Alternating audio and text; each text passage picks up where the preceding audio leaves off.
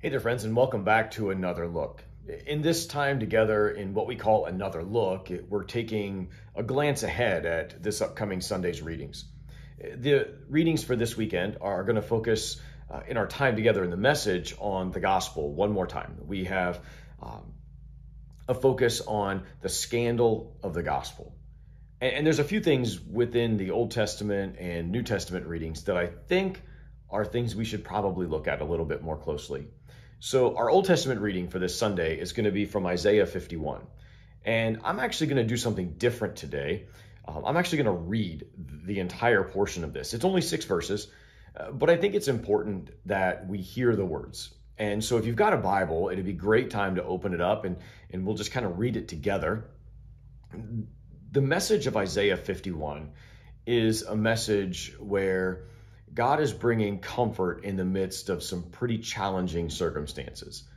And there's enough mess happening in the world that I'm sure that you've had a struggle day at least once.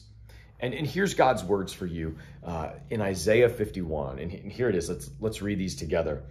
Listen to me, you who pursue righteousness, you who seek the Lord.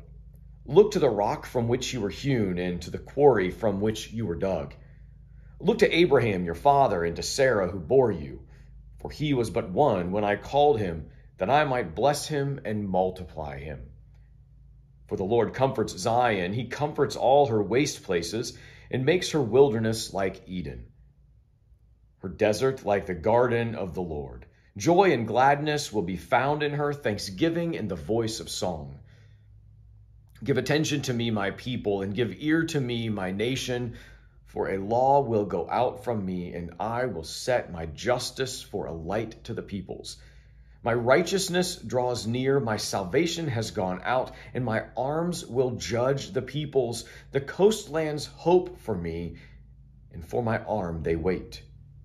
Lift up your eyes to the heavens, and look at the earth beneath. For the heavens vanish like smoke. The earth will wear out like a garment, and they who dwell in it will die in like manner. But my salvation will be forever, and my righteousness will never be dismayed.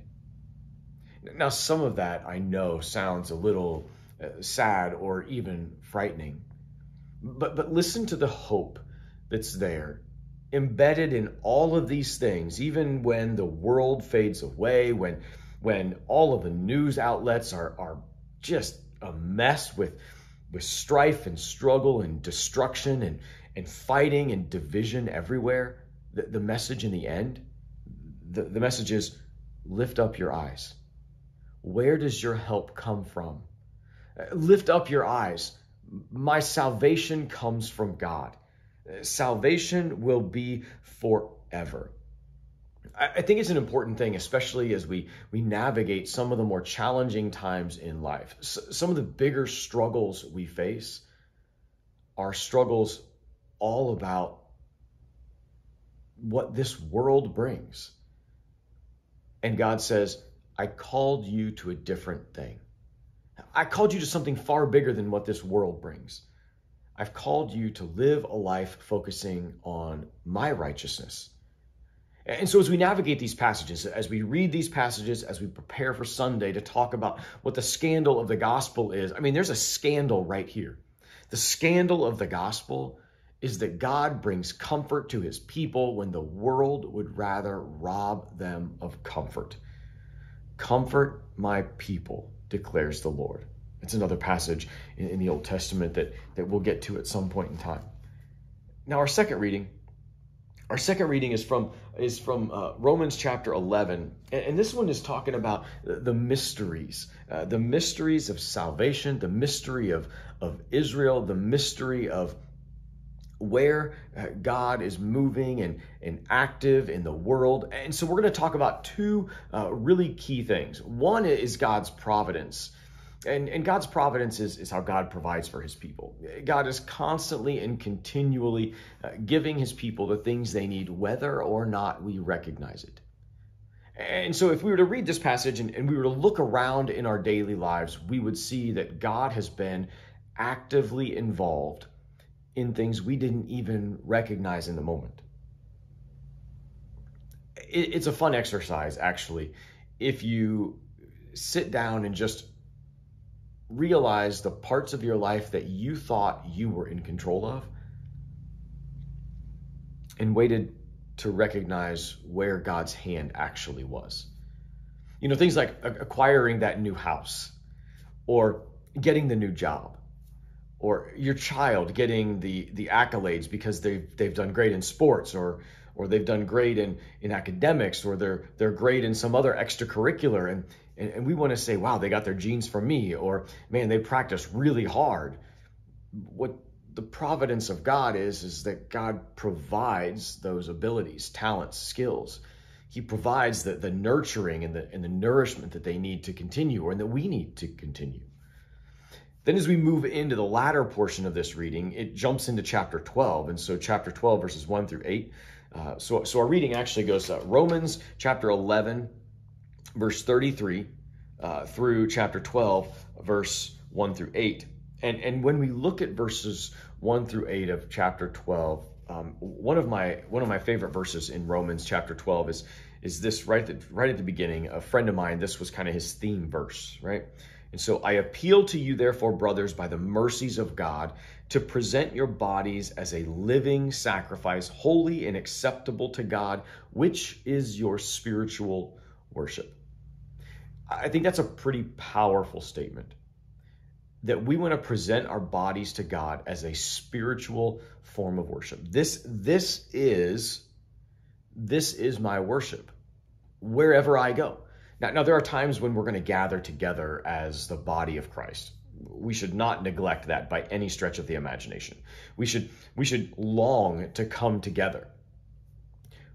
But that doesn't mean that worship happens only on Sunday mornings and only in this place.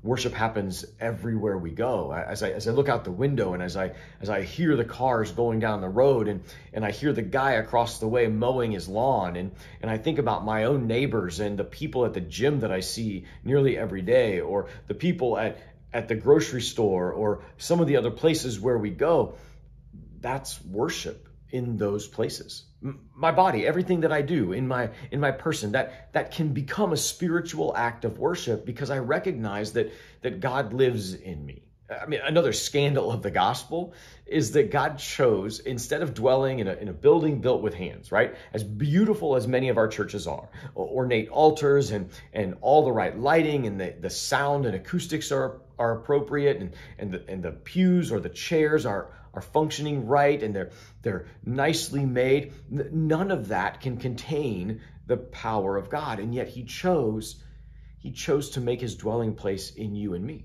What a scandalous thought that the God who created everything chose to live in you and me.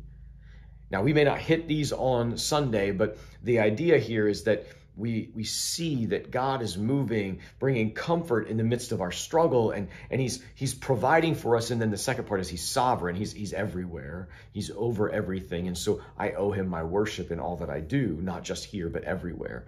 So God is provident, God is sovereign, and he brings comfort and righteousness wherever he goes.